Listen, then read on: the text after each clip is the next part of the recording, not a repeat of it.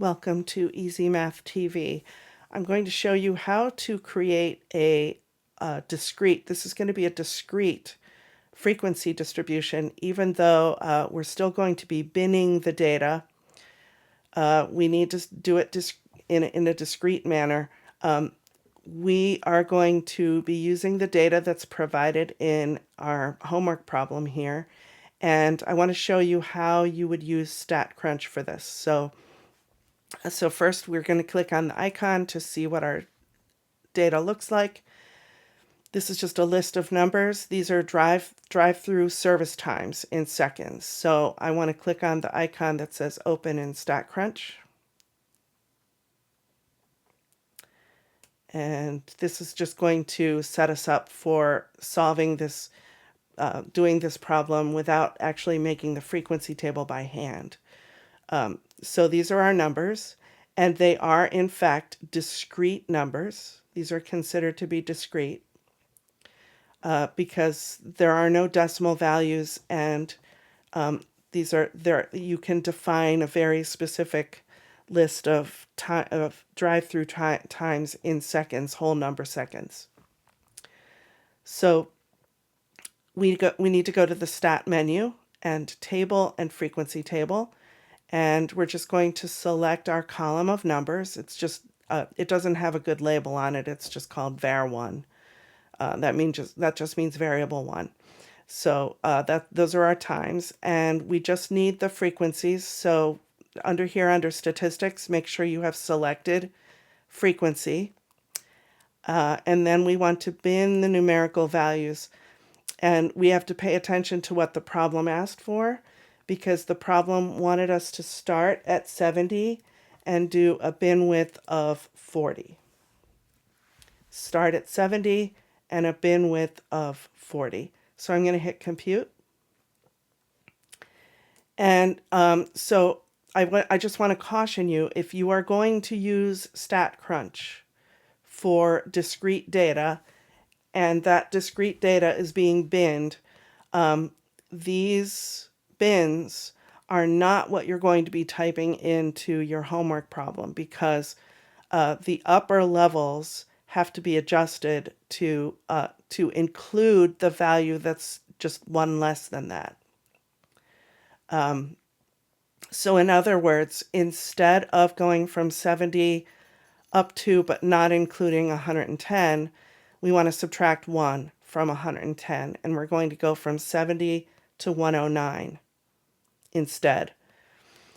And then from 110, instead of going from 110 to 150 with a parenthesis there, we're going to go from 110 to 149, because we are dealing with discrete data.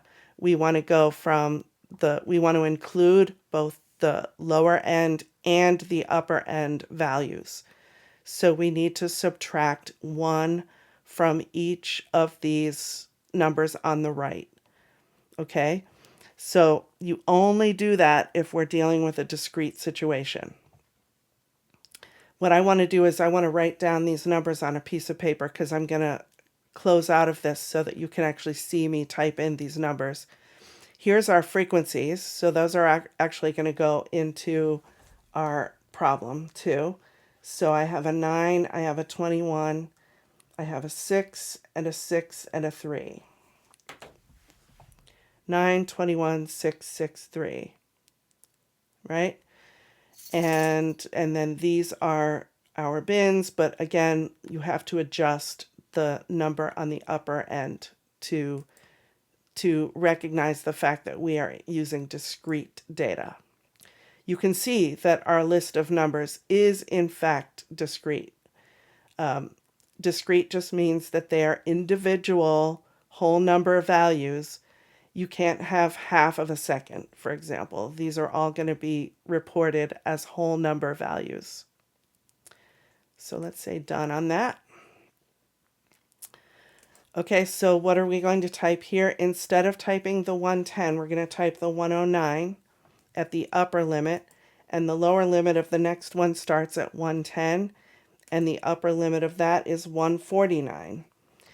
And because we don't want these bins to overlap at all, That's the biggest reason.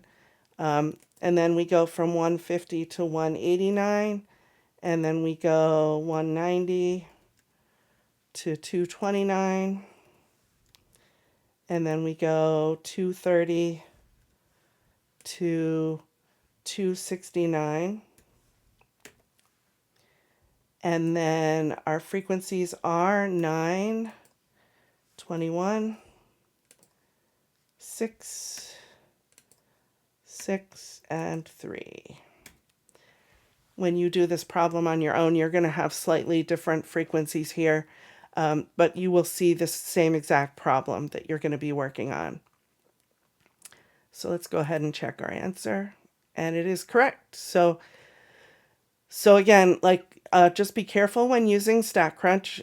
If you are in fact dealing with continuous data, then you can just use the bins, use the classifications the way that you see them on the screen. But if it is discrete data, then we need to adjust the upper limit of each bin by subtracting 1 from each of them. Okay, so but otherwise you can see how StatCrunch can actually be used to just create your frequency table for you. Again, like, subscribe, comment down below for these videos if you're finding them useful.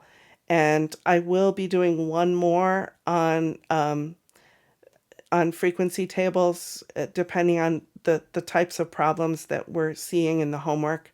So I'll see you in the next video.